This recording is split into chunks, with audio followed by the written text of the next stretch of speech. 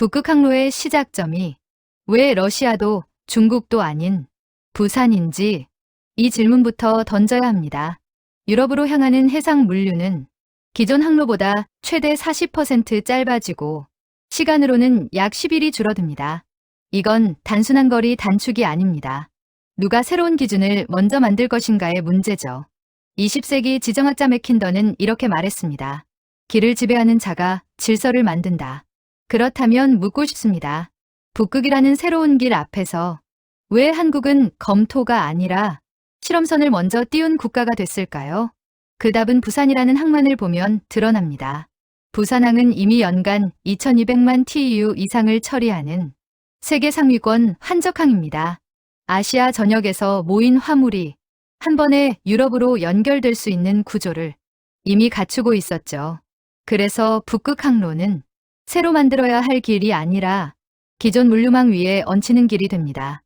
이 조건을 가장 적게 수정해 가장 빠르게 적용할 수 있는 곳, 그게 바로 부산이었습니다. 그리고 한국은 이 항로를 말로 증명하지 않았습니다. 3000TU급 컨테이너선, 과시용도, 상징용도 아닌 가장 현실적인 규모로 실제 항해 데이터를 수집하기 시작했죠. 항해 안정성, 비용 구조, 기후 변수, 정치적 리스크까지 이 모든 숫자가 쌓여야 항로는 가능성이 아니라 표준이 됩니다. 이제 질문은 이렇게 바뀝니다. 북극 항로가 본격적으로 열리는 순간 그 기준을 만들게 될 국가는 과연 어디일까요? 네, 코레아우라라고 댓글을 남겨주세요. 구독과 좋아요는 세계에서 대한민국의 활약을 응원하는 힘이 됩니다. 부산에서의 이틀째 아침, 저는 흥미로운 데이터를 발견했습니다. 저는 에밀리 톰슨입니다. 뉴욕에 본사를 둔 글로벌 해운 전문지 마리타임 인사이트의 수석 기자죠. 지난 12년간 세계 해운 산업을 취재해왔습니다. 컨테이너선이 지나는 모든 항로, 그 항로를 둘러싼 국가들의 경쟁, 그리고 그 이면의 전략까지 추적해 온 시간이었습니다. 그런데 이번 취재는 달랐어요. 아니, 처음부터 이상했다고 말해야 할까요? 한국이 움직이고 있다는 겁니다. 지난해 11월 맨해튼의 작은 카페에서 저는 독일 함부르크에서 온 해운 컨설턴트를 만났습니다. 수에즈 운하 우회 경로에 대해 이야기를 나누자던 그는 커피를 한 모금 마시고는 전혀 다른 얘기를 꺼냈죠. 북극이었습니다. 북극 빙하가 예상보다 빠르게 녹고 있고 북극 항로가 생각보다 이른 시기에 상용화될 거라는 얘기였어요. 저는 속으로 시큰둥했습니다. 북극 항로 이야기는 이미 수십 년 전부터 나왔던 얘기니까요. 빙하가 녹으면 새로운 항로가 열린다, 물류 판도가 바뀐다, 그런 이야기들이요. 하지만 그 다음 그의 말에 저는 등골이 서늘해졌습니다. 한국이요? 러시아나 중국이 아니라요? 그는 고개를 끄덕이며 말했습니다. 오히려 한국이 가장 조용하면서도 가장 체계적으로 준비하고 있다고요. 그가 나열한 수치들은 충격적이었습니다. 부산항의 환적 비중, 최근 몇 년간의 물동량 증가 패턴, 그리고 한국해양수산부가 발표한 북극항로 시범 운항 계획까지요. 2000톤급 중형 컨테이너선을 투입해 부산에서 로테르담까지 러시아 북극해항로는 물론 캐나다 북서항로까지 동시에 검토하고 있다는 겁니다. 저는 그 자리에서 메모를 시작했습니다. 사무실로 돌아온 저는 곧바로 자료 조사를 시작했어요. 북극 항로에 대한 최신 보고서들을 뒤졌고 한국 정부의 발표 자료들을 찾아봤습니다. 그리고 그의 말이 사실임을 확인했죠. 이건 단순한 실험이 아니었어요. 한국은 이미 구체적인 계획을 세워놓고 있었습니다. 저는 화면을 보며 중얼거렸습니다. 이건 뭔가 다르다고요. 그날 밤 저는 잠을 이루지 못했어요. 머릿속에서 지도가 계속 펼쳐졌습니다. 부산에서 출발한 선박이 북극해를 지나 유럽으로 향하는 경로요. 수에즈 운하를 통과하는 기존 항로보다 약 7,000km나 짧아지는 그 경로가요. 운항 시간은 열흘이 단축됩니다. 연료비는 줄어들고 탄소 배출량도 감소하죠. 하지만 중요한 건 그게 아니었어요. 만약 북극 항로가 정말로 상용화된다면 세계 물류의 중심축이 완전히 바뀐다는 겁니다. 유럽과 아시아를 잇는 최단 경로의 출발점이 어디냐에 따라 그 국가의 위상이 달라지는 거죠. 그리고 한국은 지금 그 출발점이 되려고 하고 있었습니다. 저는 노트북을 열고 검색을 시작했어요. 부산항의 역사, 환적 시스템, 배후 산업 구조까지 샅샅이 뒤졌습니다. 그리고 알게 됐죠. 부산은 이미 동북아시아의 허브 항만이라는 것을요. 일본, 중국, 동남아시아에서 오는 화물들이 부산에 모였다가 다시 세계 각지로 흩어지는 구조였습니다. 그렇다면 북극 항로가 열렸을 때 부산은 그 항로의 자연스러운 기점이 될 수 있다는 뜻이었어요. 다음 날 아침 저는 편집장에게 기획안을 제출했습니다. 북극 항로와 한국의 전략을 심층 취재하겠다고요. 편집장은 회의적이었어요. 북극 항로는 아직 먼 미래 아니냐고, 지금 당장 독자들이 관심 가질 만한 주제냐고 물었죠. 저는 단호하게 대답했습니다. 아니라고요. 이건 이미 시작된 일이라고요. 그리고 덧붙였습니다. 만약 우리가 이 흐름을 지금 포착하지 못하면 몇 년 뒤엔 이미 늦을 거라고요. 그때는 한국이 세계 물류의 새로운 심장부가 되어 있을 테니까요. 편집장은 잠시 생각하더니 고개를 끄덕였어요. 좋다고 해보라고 했습니다. 저는 그날로 항공권을 예약했습니다. 목적지는 부산이었죠. 저는 직접 가서 확인하고 싶었어요. 한국이 정말로 무엇을 준비하고 있는지, 그들이 보고 있는 미래가 무엇인지 말이죠.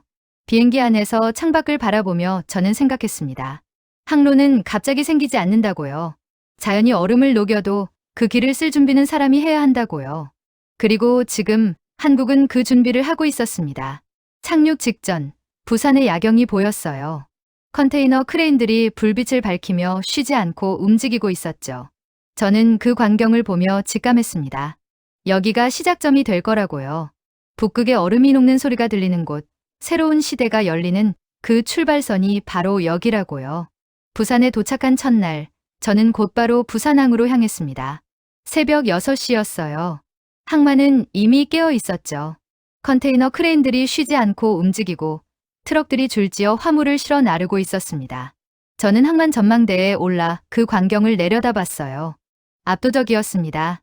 수평선까지 펼쳐진 컨테이너 야적장, 동시에 수십 척의 선박을 처리하는 암벽, 그리고 빈틈없이 작동하는 물류 시스템이요. 저는 12년간 세계 주요 항만들을 다녀봤지만 부산항의 효율성은 독특했어요. 낭비가 없었습니다. 모든 움직임이 계산된 듯 정확했죠. 그때 한 가지 의문이 들었습니다.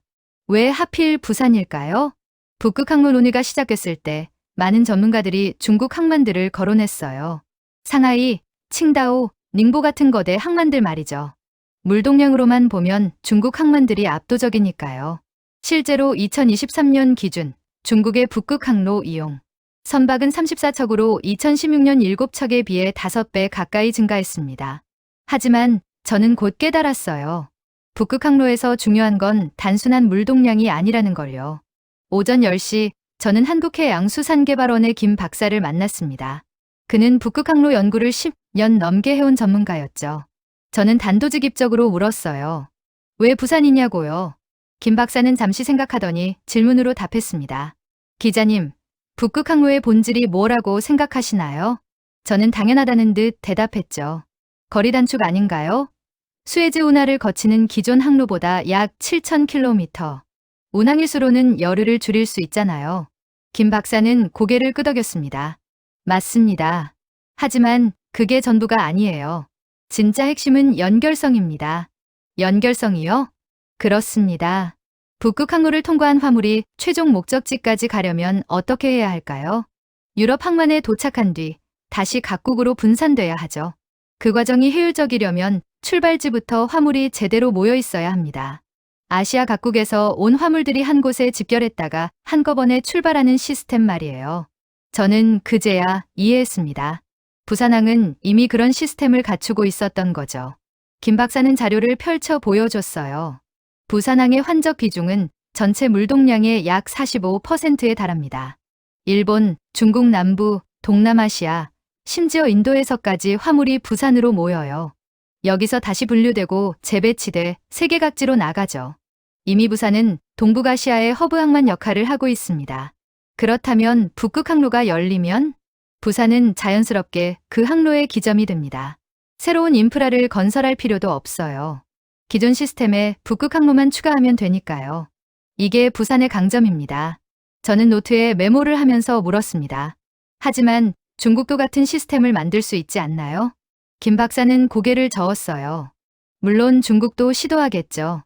하지만 중국 항만들은 대부분 자국 화물 중심입니다. 환적보다는 수출입이 주된 기능이에요. 반면 부산은 태생부터 환적 항만으로 설계됐습니다. 이미 30년 넘게 쌓아온 네트워크와 노하우가 있죠. 그 말을 듣는 순간 저는 퍼즐 조각이 맞춰지는 느낌을 받았습니다. 오후에 저는 부산항만공사를 방문했어요. 담당자는 북극항로 시범 운항 계획을 상세히 설명해 줬습니다. 올해 상반기 중에 2,000톤급 컨테이너선이 부산을 출발해 로테르담까지 항해할 예정이라고 했죠. 단순히 러시아 북극해 항로만이 아니라 캐나다, 북서항로까지 검토하고 있다는 점도 강조했습니다. 저는 물었어요. 왜 두 경로를 동시에 검토하나요? 담당자는 명쾌하게 답했습니다. 리스크 분산입니다. 러시아 항로는 현재 가장 개발된 경로지만 지정학적 리스크가 있어요.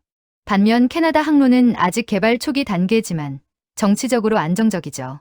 우리는 어떤 경로가 주류가 되든 대응할 수 있도록 준비하고 있습니다. 그 순간 저는 깨달았습니다. 한국은 특정 항로에 올인하지 않고 있다는 거요. 모든 가능성을 열어두고 가장 유리한 선택지를 확보하려는 전략이었죠. 저녁 무렵, 저는 항만 근처 카페에 앉아 하루를 정리했습니다. 노트북을 열고 메모들을 읽으면서 하나의 그림이 선명해졌어요. 부산이 북극항로의 중심이 된다는 건 단순히 한 항만의 성장을 의미하지 않았습니다. 그건 한국이 세계 물류 지도의 핵심 노드가 된다는 뜻이었어요.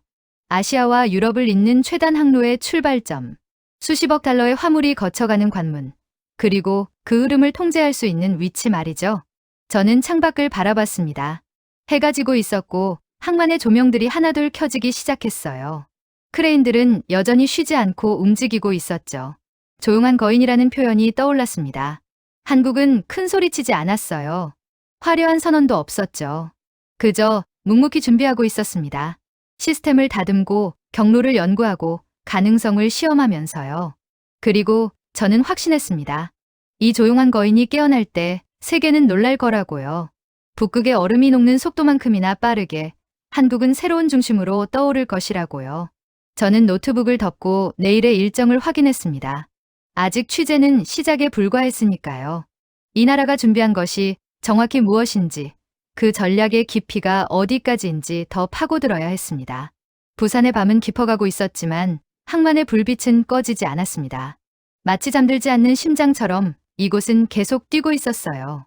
그리고 그 심장은 곧 세계로 연결될 새로운 혈관을 기다리고 있었습니다. 부산에서의 이틀째 아침, 저는 흥미로운 데이터를 발견했습니다. 호텔 방에서 노트북을 열고 북극항로 관련 통계를 분석하던 중이었어요. 2023년 러시아 북극해 항로를 통과한 화물량이 3,650만 톤을 기록했다는 자료였죠. 전년 대비 33%나 증가한 수치였습니다. 그런데 더 놀라운 건 따로 있었어요. 중국이었습니다. 중국 선박의 북극항로 이용 횟수가 2023년 기준 34척으로 2016년 7척에 비해 약 5배 가까이 폭증했던 거죠. 저는 화면을 보며 중얼거렸습니다. 이건 단순한 증가가 아니라 공격적인 진출이라고요. 그날 오전 저는 한국해양전략연구소의 이 소장을 만났습니다. 그는 동북아 해양 전략을 전문으로 연구하는 인물이었어요. 저는 준비해 온 질문을 꺼냈죠.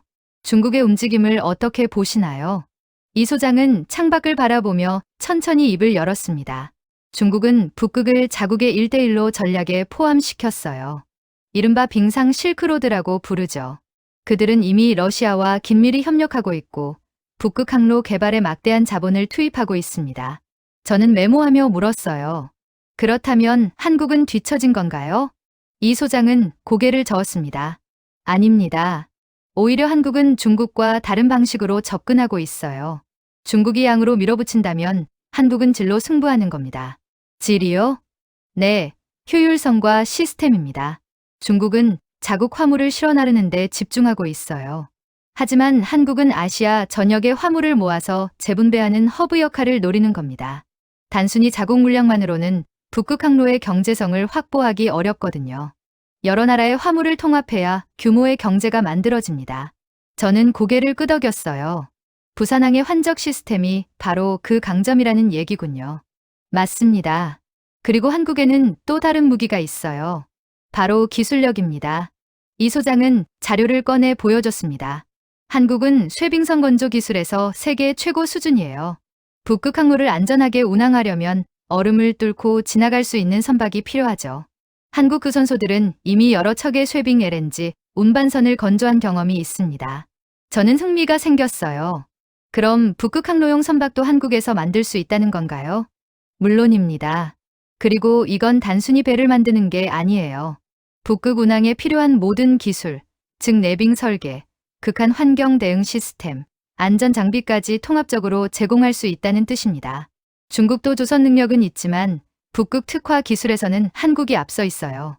오후에 저는 부산 영도구에 있는 한 조선소를 방문했습니다. 거대한 도크에서 쇠빙 LNG 운반선이 건조되고 있었죠. 담당 엔지니어는 자부심 가득한 목소리로 설명했어요. 이 선박은 영하 50도의 극한 환경에서도 작동할 수 있도록 설계됐다고요. 저는 선박의 두꺼운 선체를 보며 물었습니다. 북극 항로용 컨테이너선도 만들 수 있나요? 엔지니어는 고개를 끄덕였어요. 기술적으로는 충분히 가능합니다. 다만 수요가 확실해져야 본격적인 건조가 시작되겠죠. 시범 운항이 바로 그 수요를 확인하는 과정입니다. 저는 그제야 퍼즐의 또 다른 조각을 발견했습니다. 한국의 북극 항로 전략은 단순히 항만만의 문제가 아니었어요. 조선, 물류, 기술 개발이 모두 연결된 생태계였던 거죠.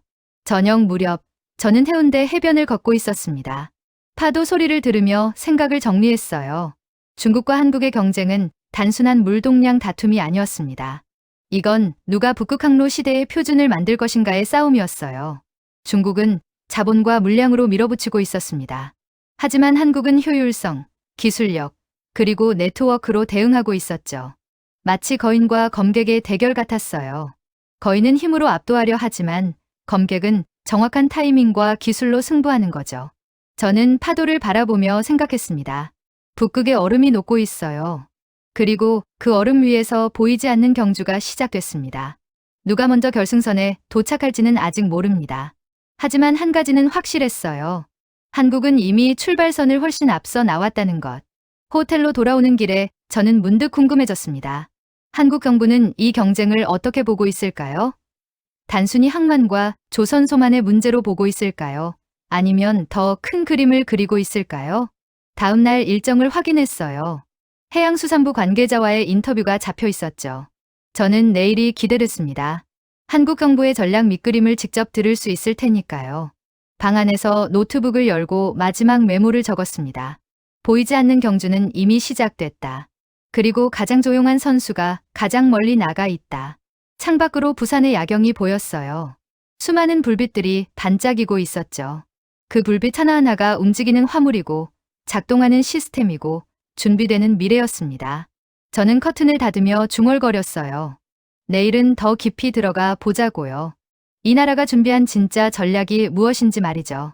부산에서의 사흘째 저는 서울로 이동했습니다. 해양수산부 청사에서 북극 정책과 김 과장을 만나기로 했거든요.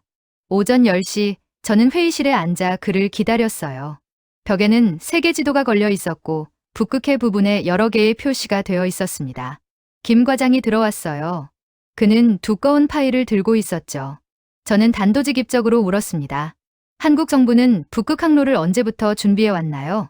김 과장은 잠시 생각하더니 답했어요. 공식적으로는 2013년부터입니다. 한국이 북극이 사회 옵서버 국가가 된 해죠. 하지만 실질적인 연구는 그보다 훨씬 전부터 시작됐어요. 얼마나 전부터요? 2000년대 초반부터입니다. 당시만 해도 북극 항로는 먼 미래의 이야기였어요. 하지만 우리는 기후변화 추세를 보고 준비를 시작했죠. 물론 그때는 소수 연구자들의 관심사에 불과했지만요. 저는 놀랐습니다. 20년 넘게 준비해왔다는 얘기였으니까요. 김 과장은 파일을 펼쳐 보여줬어요. 연도별로 정리된 북극 관련 연구 보고서들이었습니다. 2004년, 2007년, 2010년 매년 보고서가 쌓여 있었죠. 우리는 단계별로 접근했습니다. 첫 번째는 연구 단계였어요. 북극 항로의 경제성, 기술적 과제, 국제 정세 등을 분석했죠. 두 번째는 기술 개발 단계였습니다. 쇠빙선 건조, 극지 운항 시스템, 안전 장비 개발 등이 포함됐어요. 그리고 세 번째는요. 실증 단계입니다. 바로 지금이죠. 올해 시범 운항이 그 시작입니다. 저는 메모하며 물었어요. 시범 운항의 진짜 목적은 뭔가요? 김 과장은 진지한 표정으로 답했습니다. 데이터 수집입니다. 북극 항로는 아직 변수가 많아요. 기후, 해빙 상태, 운항 안전성, 비용 구조, 보험 조건까지 모든 게 불확실하죠. 우리는 실제로 운항해 보면서 이 모든 걸 측정하고 기록할 겁니다. 그 데이터가 왜 중요한가요? 김 과장은 몸을 앞으로 기울였어요. 북극 항로 시대가 오면 국제 규칙을 누가 만들 것인가가 관건입니다. 운항 표준, 안전 기준, 환경 규제, 이 모든 걸 먼저 경험한 나라가 유리하죠. 우리는 단순히 항로를 이용하는 게 아니라 항로의 표준을 만들려고 합니다. 저는 등골이 서늘해졌어요. 이건 훨씬 더 큰 그림이었습니다. 그렇다면 국내 16개 항만 도시가 협의체를 만든 것도 같은 맥락인가요? 정확합니다. 부산만으로는 부족해요. 북극 항로가 본격화되면 물동량이 폭증할 겁니다. 부산이 주 허브 역할을 하되 인천, 울산, 광양 등 다른 항만들도 보조 거점으로 기능해야 하죠. 이건 한 도시의 경쟁이 아니라 국가 물류 체계 전체의 재편입니다. 오후에 저는 국회 도서관에 들렀습니다. 북극 관련 국회 회의록을 찾아봤어요. 놀랍게도 2014년부터 꾸준히 북극 항로 관련 논의가 있었더군요. 예산 배정, 기술 개발 지원, 국제 협력 강화까지 체계적으로 진행돼 왔습니다. 저는 자료를 읽으며 깨달았어요. 한국의 북극 전략은 즉흥적인 게 아니었습니다. 10년 이상 축적된 계획의 결과물이었죠. 마치 바둑을 두듯 한 수 한 수 신중하게 놓아온 거였어요. 저녁에 저는 서울 도심의 한 카페에 앉아 있었습니다. 노트북 화면에는 제가 정리한 타임라인이 떠 있었어요. 2000년대 초반, 초기 연구 시작. 2013년, 북극이사회 옵서버 가입. 2015년, 쉐빙 기술 개발 본격화. 2018년, 항만 인프라 고도화. 2022년, 국제협력 네트워크 구축. 그리고 2025년, 시범 운항 계획 발표. 이건 20년 프로젝트였습니다. 저는 커피를 홀짝이며 생각했어요. 왜 다른 나라들은 이 움직임을 눈치채지 못했을까요? 아마도 한국이 너무 조용했기 때문일 겁니다. 화려한 선언 대신 묵묵히 준비했고 큰 투자 발표 대신 차근차근 인프라를 다졌죠. 그리고 이제 그 준비가 결실을 맺으려 하고 있었습니다. 저는 문득 깨달았어요. 북극 항로가 본격화되면 한국의 위상이 달라질 거라는 걸요. 단순히 경제적 이익만이 아니었습니다. 지정학적 위치가 바뀌는 거였어요. 아시아와 유럽을 잇는 최단 항로의 관문, 수십억 달러 화물의 집결지, 북극 운항 기술의 선도국, 국제 표준 설정의 주도국. 이 모든 게 한국이 차지할 수 있는 위치였습니다. 저는 노트에 적었어요. 한국은 조용히 설계도를 그려왔다. 그리고 이제 그 설계도대로 건물을 짓기 시작했다. 밤이 깊어가고 있었습니다. 내일은 다시 부산으로 돌아갈 예정이었어요. 이번엔 실제 해운사들을 만나 현장의 목소리를 들을 계획이었죠. 카페를 나서며 저는 서울의 밤하늘을 올려다봤습니다. 별은 보이지 않았지만 어딘가에 북극성이 있다는 걸 알고 있었어요. 그리고 한국은 지금 그 북극성을 향해 항해하고 있었습니다. 조용하지만 확고하게 준비된 자만이 할 수 있는 방식으로요. 부산으로 돌아온 저는 곧바로 현장 취재에 나섰습니다. 정부의 계획도 중요하지만 실제로 배를 운영하는 사람들의 생각이 궁금했거든요. 오전 9시 저는 부산 중구에 있는 한 해운사 본사를 방문했어요. 회의실에서 박 상무를 만났습니다. 그는 30년 넘게 해운업계에 몸담아 온 베테랑이었죠. 저는 곧바로 질문을 던졌어요. 북극 항로 시범 운항에 참여할 의향이 있으신가요? 박 상무는 웃으며 답했습니다. 의향이 아니라 이미 준비하고 있습니다. 우리 회사는 작년부터 북극 항로 태스크포스를 운영 중이에요. 저는 놀랐어요.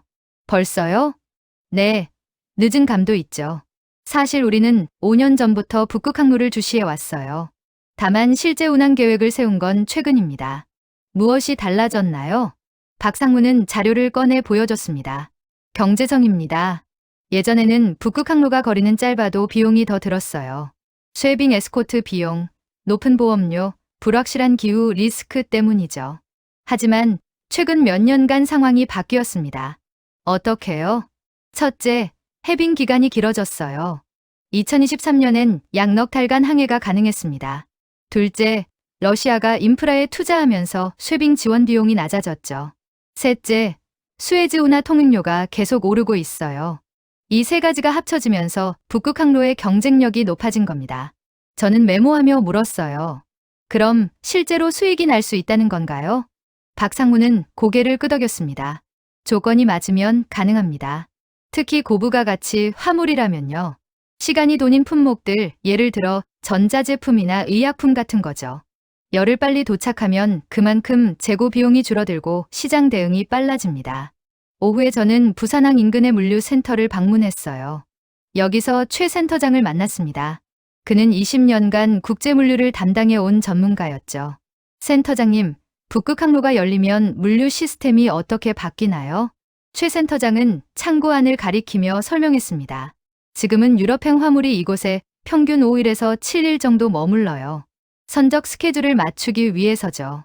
하지만 북극 항로가 상용화되면 이 기간을 3일로 줄일 수 있습니다. 이틀 차이가 그렇게 중요한가요? 매우 중요합니다. 물류에서 시간은 곧 비용이에요. 보관료, 인건비, 재고 리스크가 모두 시간에 비례하죠. 게다가 회전율이 빨라지면 같은 공간에서 더 많은 물량을 처리할 수 있어요. 저는 고개를 끄덕였습니다. 그렇다면 부산항의 경쟁력이 더 올라가겠네요. 맞습니다. 그리고 이건 단순히 우리만의 이익이 아니에요. 일본, 대만, 동남아 화주들도 부산을 경유하는 게 유리해질 겁니다. 북극항로 접근성이 좋은 항만이니까요. 저녁 무렵 저는 부산 북항을 걷고 있었습니다. 오래된 부두와 새로운 터미널이 공존하는 이곳에서 한 젊은 엔지니어를 만났어요. 그는 항만 자동화 시스템을 개발하는 회사에 다니고 있었죠. 요즘 어떤 프로젝트를 진행 중이세요? 엔지니어는 흥분된 목소리로 답했습니다. 북극항로 대비 시스템 고도화 작업이요. 물동량이 증가하면 기존 시스템으로는 감당이 안 돼요. 그래서 인공지능 기반의 화물 배치 최적화, 실시간 선석 배정, 자동 크레인 제어 시스템을 개발하고 있습니다. 언제쯤 완성되나요? 올해 안에 시범 운영 들어갑니다. 정부도 적극 지원하고 있어요. 저는 감탄했어요. 정부만이 아니라 민간 차원에서도 준비가 한창이었던 거죠. 해운사, 물류업체, 기술개발사까지 모두 움직이고 있었습니다. 항구를 걸으며 저는 생각했어요.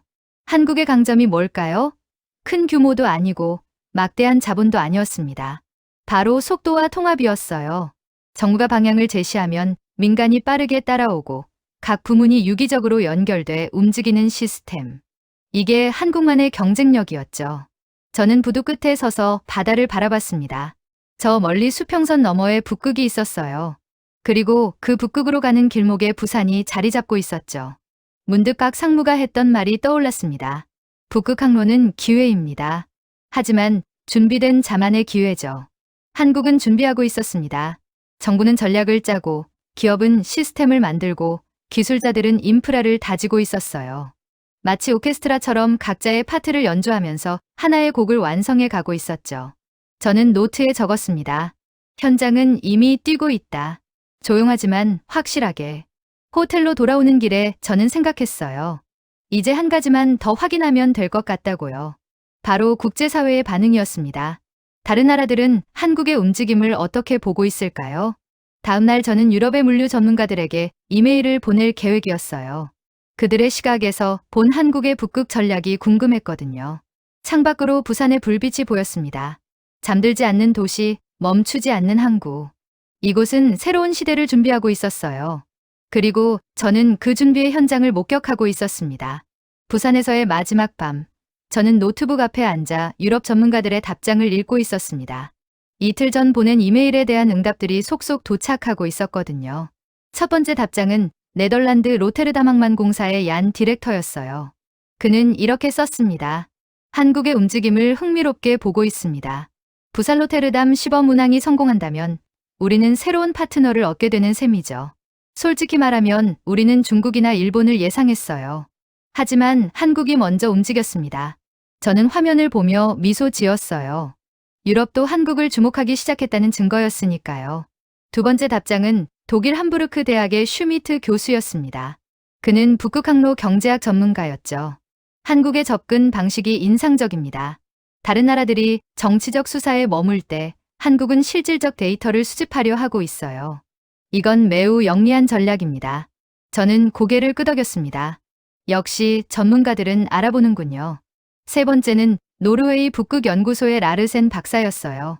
한국이 북극이 사회 옵서버로 활동한 지 12년이 됐습니다.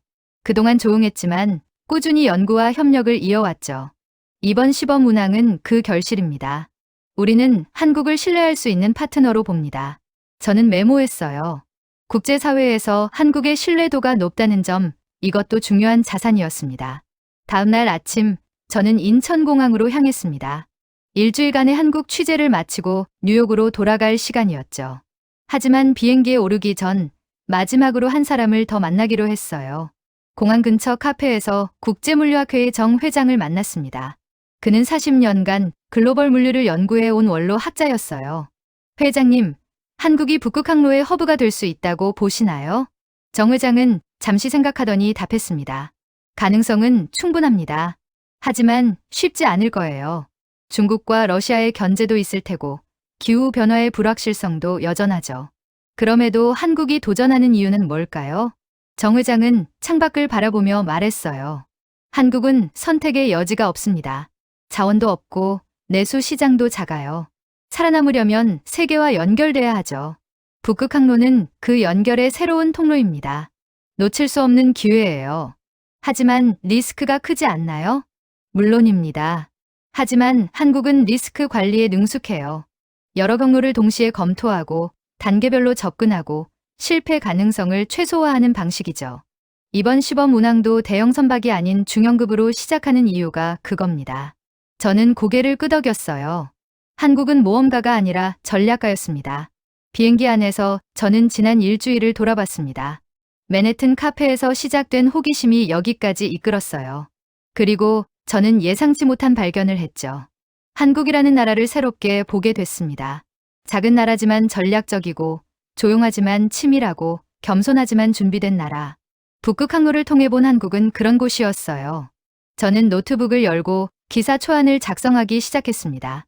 제목은 이렇게 정했죠. 얼음 위에 조용한 혁명 한국이 북극 항로 시대를 준비하는 법. 첫 문장을 적었어요. 세계가 북극을 바라볼 때 한국은 이미 북극으로 가는 길을 닫고 있었다. 창밖으로 구름 위에 하늘이 보였습니다. 저 멀리 북극 방향이었죠.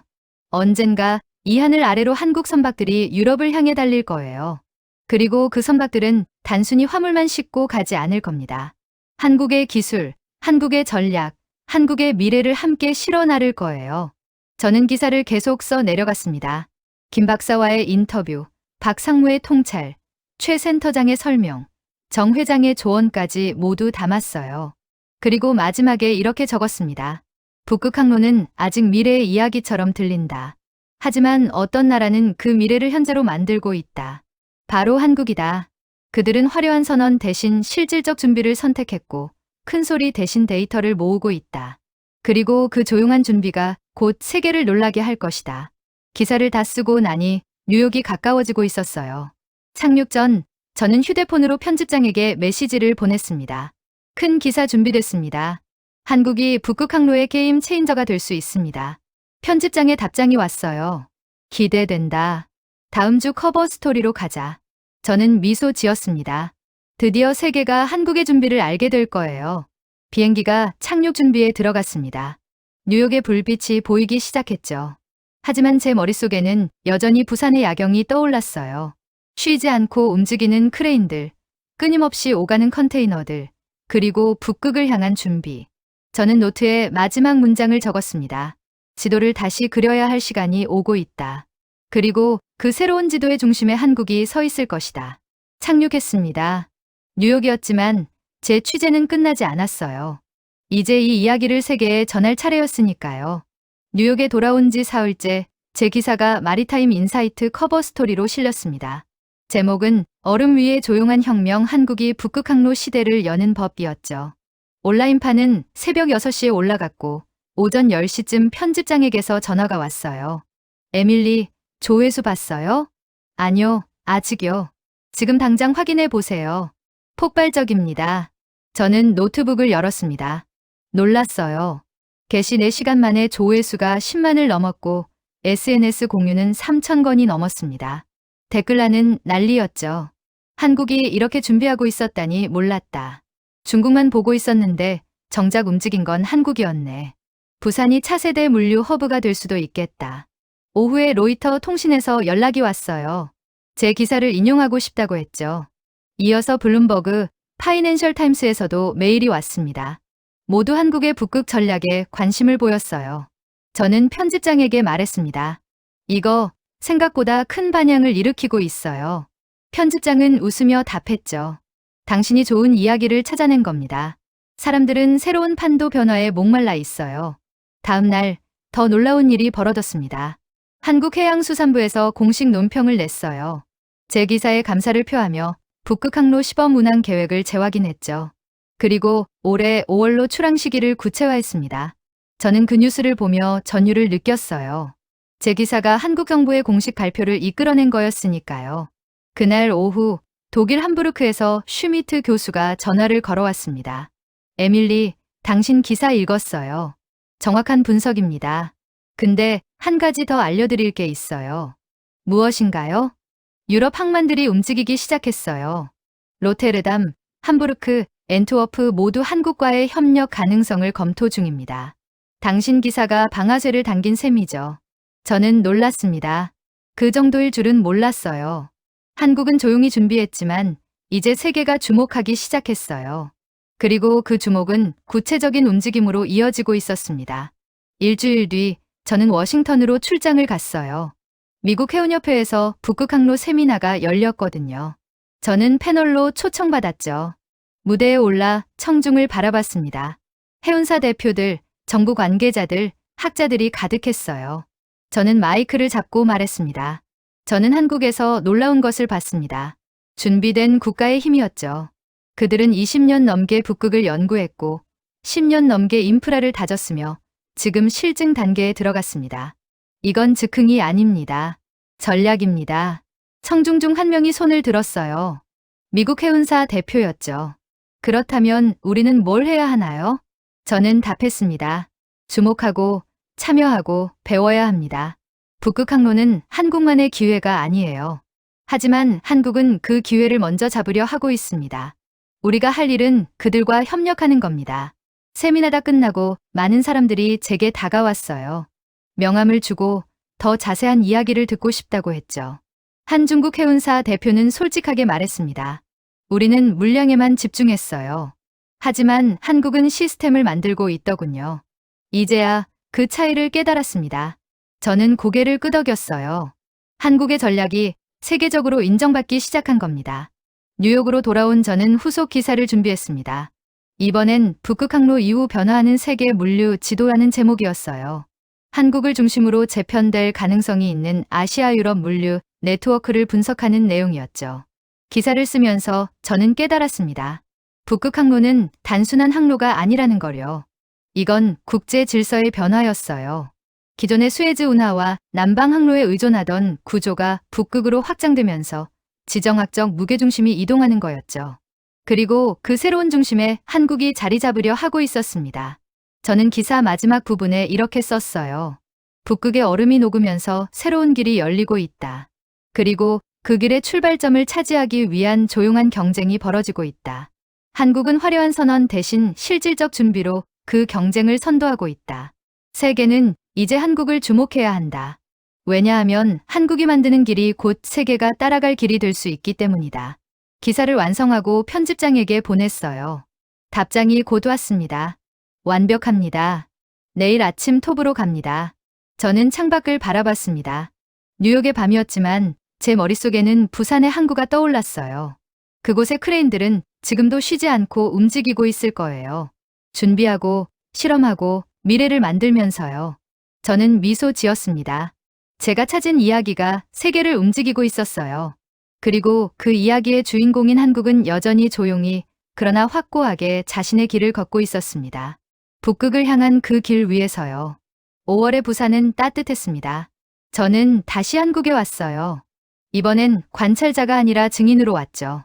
한국의 북극항로 시범 운항 출항식을 취재하기 위해서였습니다.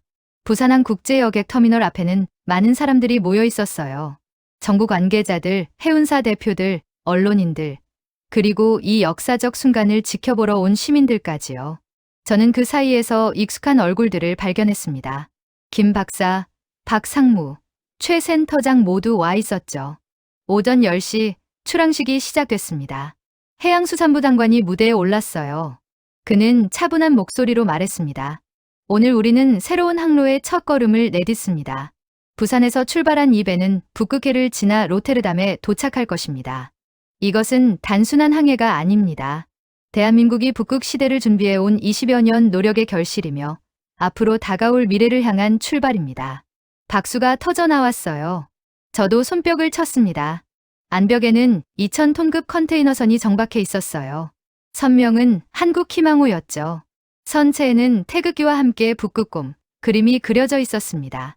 상징적이었어요. 정오, 드디어 출항 시간이 됐습니다. 기적 소리가 울렸고 배가 천천히 부두를 떠나기 시작했어요. 사람들이 손을 흔들었죠. 저는 그 광경을 보며 가슴이 뭉클했습니다. 저는 옆에 서 있던 김 박사에게 물었어요. 소감이 어떠세요? 김 박사는 바다를 바라보며 답했습니다. 감개무량합니다. 20년 전 북극 항로를 연구하자고 했을 때 많은 사람들이 비현실적이라고 했어요. 하지만 우리는 포기하지 않았죠. 그리고 오늘 그 결과를 보고 있습니다. 이 항해가 성공하면 어떻게 되나요? 본격적인 상용화 검토에 들어갑니다. 운항 빈도를 늘리고 참여 선사를 확대하고 국제 협력을 강화하는 거죠. 이번 항해는 시작에 불과합니다. 저는 고개를 끄덕였어요. 시작이라는 말이 의미심장했습니다. 오후에 저는 부산항만공사를 다시 방문했습니다. 담당자는 모니터링 시스템을 보여줬어요. 한국희망호의 위치가 실시간으로 표시되고 있었죠. 항해 내내 모든 데이터를 수집합니다. 속도, 연료 소비, 기상 조건, 얼음 상태, 운항 안전성까지요. 이 데이터가 향후 북극항로 운영의 기준이 될 겁니다. 얼마나 걸리나요? 약 35일 예상입니다. 기존 수에즈 경로보다 열흘 정도 빠른 거죠. 저는 화면을 보며 생각했어요. 이 작은 점 하나가 한국의 미래를 싣고 가고 있다고요. 저녁에 저는 해운대 해변을 걸었습니다. 석 달 전 처음 부산에 왔을 때와 똑같은 장소였어요. 하지만 모든 게 달라졌습니다. 그때는 취재 대상이었지만 지금은 역사의 현장이었죠. 파도 소리를 들으며 저는 지난 시간을 돌아봤어요. 맨해튼 카페에서의 우연한 대화, 부산항의 첫 방문, 서울에서의 인터뷰, 그리고 뉴욕에서의 기사 발표까지. 모든 순간이 이 지점으로 이어져 왔습니다. 그리고 이제 한국은 새로운 항로를 열고 있었어요. 저는 노트에 마지막 문장을 적었습니다. 항로는 갑자기 생기지 않는다. 준비한 자만이 열 수 있다. 그리고 한국은 준비했다. 다음 날 아침 저는 인천공항으로 향했습니다. 뉴욕으로 돌아갈 시간이었죠. 하지만 이번엔 다시 올 거라는 걸 알고 있었어요. 한국희망호가 로테르담에 도착하는 그날, 저는 그곳에서 취재할 예정이었으니까요. 비행기에 오르기 전 저는 마지막으로 부산 방향을 바라봤습니다. 저 멀리 항구가 보였어요. 그곳에서 또 다른 배들이 준비되고 있을 거예요. 북극을 향해, 미래를 향해 떠날 배들이요. 기내에 앉아 노트북을 열었습니다. 새 기사를 쓰기 시작했어요. 제목은 한국희망호의 항해 북극항로 시대가 시작되다였죠. 첫 문장은 이렇게 시작했습니다. 역사는 조용히 만들어진다. 화려한 선언이나 거창한 의식이 아니라 묵묵한 준비와 확고한 실행으로. 창밖으로 구름이 보였습니다. 저 위 어딘가에 북극이 있었어요. 그리고 그 북극을 향해 한국의 배가 나아가고 있었죠. 저는 기사를 계속 썼습니다. 한국이 어떻게 20년을 준비했는지, 어떻게 전략을 세웠는지, 어떻게 시스템을 만들었는지 모두 담았어요. 그리고 마지막 단락에 이렇게 적었습니다. 북극항로가 완전히 열리는 날, 세계 물류 지도는 다시 그려질 것이다. 그리고 그 지도의 중심에는 작지만 강한 나라가 서 있을 것이다. 조용히 준비했고 치밀하게 실행했으며 끝내 미래를 자신의 것으로 만든 나라. 바로 대한민국이다. 기사를 다 쓰고 저는 눈을 감았습니다. 한국희망호가 북극해를 항해하는 모습이 떠올랐어요. 파도를 헤치고 얼음을 뚫고 새로운 길을 만들어가는 모습이요. 그리고 그 배가 도착할 로테르담에서는 유럽이 기다리고 있을 거예요. 새로운 파트너, 새로운 가능성, 새로운 시대를 맞이할 준비를 하면서요. 비행기가 이륙했습니다. 한국이 멀어져 갔지만 제 마음속에는 여전히 부산항의 풍경이 살아있었어요. 쉬지 않고 움직이는 크레인들, 끊임없이 오가는 컨테이너들, 그리고 북극을 향해 떠난 한국희망호. 저는 미소 지으며 중얼거렸습니다. 항로는 이제 열렸다고요. 그리고 그 항로의 시작점에 한국이 서 있다고요. 세계는 이제 알게 될 거예요. 조용했던 나라가 얼마나 강력한 준비를 해왔는지, 얼마나 멀리 내다봤는지를요. 북극의 얼음이 녹는 만큼 한국의 미래는 더 넓어질 것입니다. 저는 노트북을 덮고 눈을 감았습니다. 다음 취재가 벌써 기다려졌어요. 한국희망호의 로테르담 입항, 그리고 그 이후의 이야기들이요. 북극을 향한 항해는 이제 시작됐습니다. 그리고 저는 그 항해를 끝까지 지켜볼 것입니다. 기자로서, 그리고 이 역사적 순간의 증인으로서요.